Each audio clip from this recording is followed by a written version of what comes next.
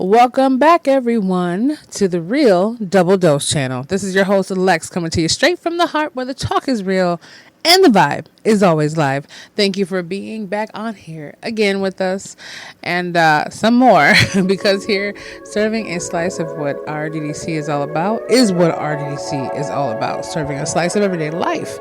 So, for any show requests, feedback, or anything under the sun, get a hold of us at Real Double Dose channel at yandex.com, and that's yandex.com, and as well as realdoubledosechannel.blogspot.com, transitioning into a .com, but for now, .blogspot.com, and check out the wonderful links below and our books and About Me section and so much more at the end of the Blogspot, as well as TuneIn, Stitcher Radio, Spreaker.com, Spotify, iHeartRadio, iTunes, SoundCloud platforms, where you can also find our links as well for different ones who want to get a hold of us, and also RDDC Lex Team and our Facebook page, and at Real Double Dose channel handle for Instagram and Google Plus as well, and different other ones out there. You can probably pop us up somewhere out there. We've been out there for a little while now.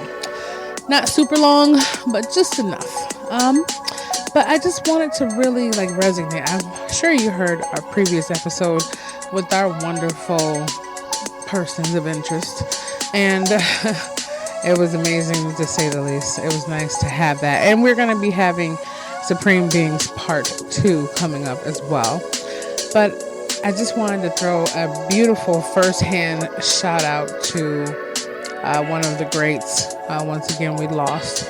And I know by the time we're hearing this is about a few weeks after the fact, but it still resonates for those very close to that person.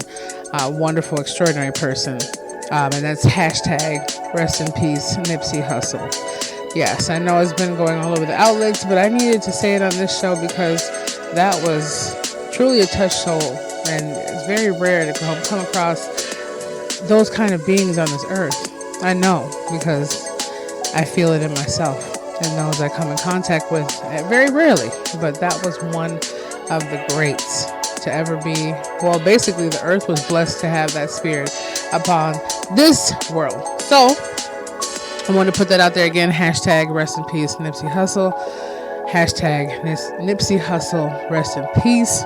And as well as, let's get into this. So the segment itself, and this stems off from, kind of the messaging and stuff like that, as far as Nipsey carrying on his legacy and being able to get his message and words out there, and the different things he was trying to do to change his community, as well as people's perception and mindset, and being able to look at things from a different level in life. And that's also like a stem from where, Zeus comes from, as well. When you heard him speak, it's, different, atmospheres of, what state, but at the same time, it's definitely the state of mind of things changing. So I wanted to get into this one, and this is called hashtag the sale. Yes, the sale, SALE. Yeah, I said it, sale. We're going to be talking about a different kind of purchase transaction here. So let's get into it. Now, I was wanting to ask the question of how are we truly packaging ourselves to obtain what we desire? And once we've obtained it, are we so polished to keep all that we hope to obtain? Or is the goal, the fantasy, the mission diluted? Is it really diluted from what we've tried to get? I'll get to that, the meat and potatoes, in just a second. But do we, ever just sell ourselves prior to selling to others? Allowing, our own unbuilt perceptions of the self to be continually molded by the buy point from others we have now sold to or sold out with. Breaking that down a little bit, you know how we get down at RDDC. We just get into the flow a little bit. And I looked at that because I was remembering I was talking to one of my good friends downtown, and they were saying, and I'm pretty sure this story has been around for a while. I had this wonderful date, gorgeous eyelashes, gorgeous this, and this is not just a play on women, because men, you have it too in different ways. Long story short, by the time he saw her the next morning, it was, or whatever dating experience they had for a short while, it was eyelashes were on the pillow, He said there was chunks of blonde hair pieces on the bed with clips in them. The contacts came out. Her eyes weren't really green, and all of a sudden it was her suntan or her tanning spray, came off, or whatever it was rubbing off on his white sheets. And basically the bra she had on, I'm sorry, I shouldn't go too deep, but I was kind of like looking at him a little sideways when he said this, but I was still looking, just trying to listen to him. And the bra, was very padded, and, those upper push bras, what do you call push-up bras. And, by the time she took the heels off, she was about 3 inches shorter than he thought.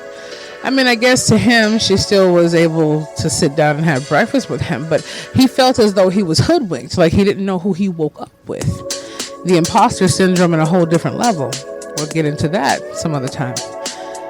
But I looked at it and I'm thinking to him, and I'm thinking, Jason, look, for all intents and purposes, I'll call him Jason. But I'm just saying, I was looking at him and I was thinking to myself, well, how can you blame this person? Now, facts. You can look at it and say, well, I get it, that was a little over dramatic, but I don't think so. Because put it this way, if a car dealership had all their cars full of mud and just grossed out and weeds growing up between the cars and bird poop just sitting there splattered on top of the cars, it wouldn't be as appealing when you drive by. You keep driving. Now, one would really have to stand out to be something that you're really focused on having, or you just feel some calling to it in order for you to actually slow down the car or take a loop around. Now, some of us keep driving by even though they're all shiny and pretty, but it does catch your eye. Eye candy or not, it still caught your eye. So ultimately, the fault is on the perception of what that package is. Now, in my humble, factual opinion, what I'll say, hashtag I love you, Jason, but this is what it is, like I told him. When you saw her with those heels on and her legs all bronzed, in your mind, before you drank or not, you knew already. You knew. You're not dumb. When you saw that beautiful dress in her, repertoire pushed up, where you thought she was very voluptuous on top, you still had a concept of your mind to say, well, maybe. I mean, she does have a bra on. Okay? When you saw that, even if you saw her hair or not, or the color of her eyes that maybe caught your eye, and the long eyelashes, the lipstick that came off on the pillows, everything that you wanted, the enhancements of her were all diluted once you woke up. But get this, didn't you enjoy the fantasy while it was still real to you? So even though you woke up in a real reality, quote, for the moment at what you were seeing, you still enjoyed the fantasy of what you wanted.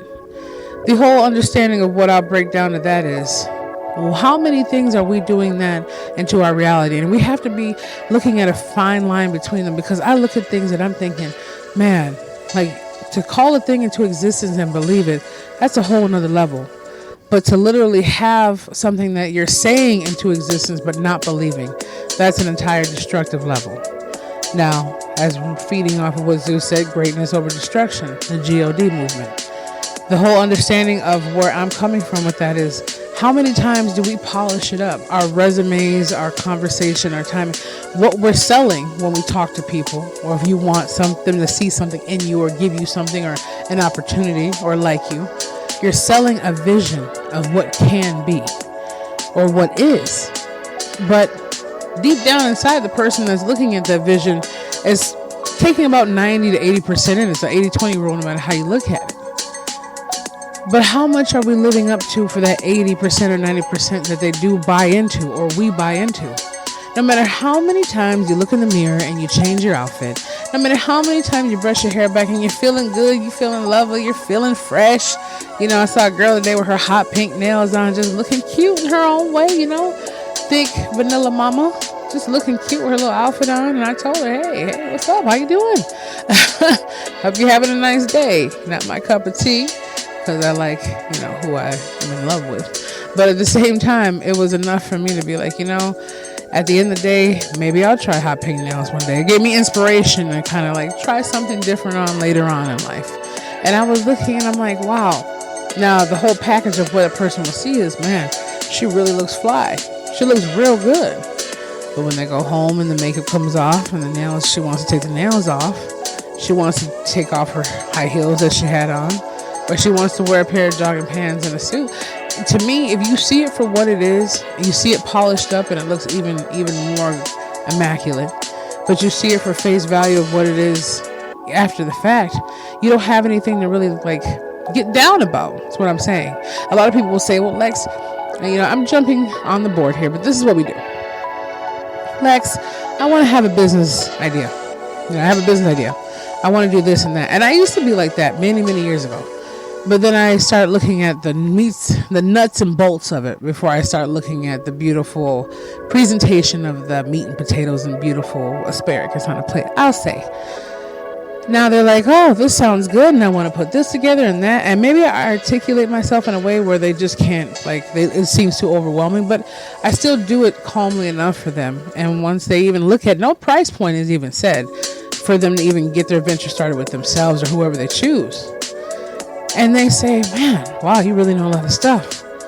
Okay, yeah, that sounds good. Let's get together and do it. But honestly, I know from that point, even though they have a fire and spark in their eye, like I said, it's motivation is a cup of coffee.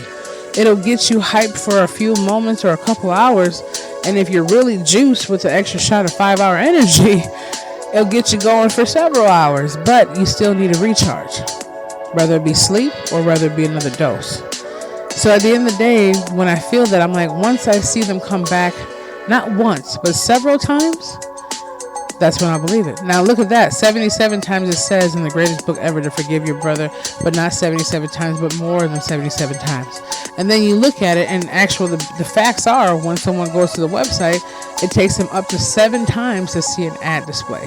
7 times to read the little print, mostly women for that one, but sometimes men do it too. 7 times to see something to kind of get familiarized with it, haunting you or stalking you online, whatever that ad is, or a visual of a new blender online, whatever it might be. It's still the point that it's that 7 factor. And I will understand, and I will understand more of it once time goes by, and I'm pretty sure we all will. But ultimately, rather it takes 7 times for us to feel better about what we're packaging up, polishing this quote when people say, I met this person, they look wonderful, delicious, they smell great, but they go to their home and it's a trash pile and their hygiene is crazy, or their animals are underfed, whatever it might be. You're only looking at what they're selling you. When you sell yourself out, you sell yourself too. Oh man, I want to build this wonderful donut shop or this t-shirt shop, or I want to get this going on and that. It's not the point that your vision of seeing that is going to go away and it doesn't belong to you. It's the point that you're polishing it up so nice that you're not seeing what's really behind what's happening. Now, when you go into any kind of shop or coffee shop, whatever it might be, you don't see the beans being grounded and roasted right there or shipped in. You're seeing a finished product given to you, even if you hear the grinder going off or not. When you go into a donut shop, yeah, sometimes they can show you with them dipping in the oil, coming out the oil and being freshly put up there, but you don't see the process of it being from the yeast to the dough and the salt and all the other stuff in the back, or did Jimmy or Suzette, sorry, example purposes, sweep the floor up? Was there a crumb that you didn't see, or did they wash their hands when they went back to make your sandwich? I'm just saying, let's put it out there. Boom. I'm just saying, we take that risk when we go out to eat. That's what it is. But hey, I'm just saying, mind over matter and eyes over matter of the mind. So let's bring it back to the whole center here. Hashtag the sale. You're sailing away in your whole thought process of the sale itself. You want to package it up like you go in for an interview and say, hey, this is who I am. I know how to do this. I know how to do that. I can rock out this place like there's nobody's business. Hire me. Give me the pay I desire, at least close to it. And let's make this union work. But when you get there, either A, half of the people at the staff at the place is doomed because they have so many slagged off employees that don't want to do better, that they're going to put all the work on you, and you're going to be feeling more doomed underpaid or underappreciated.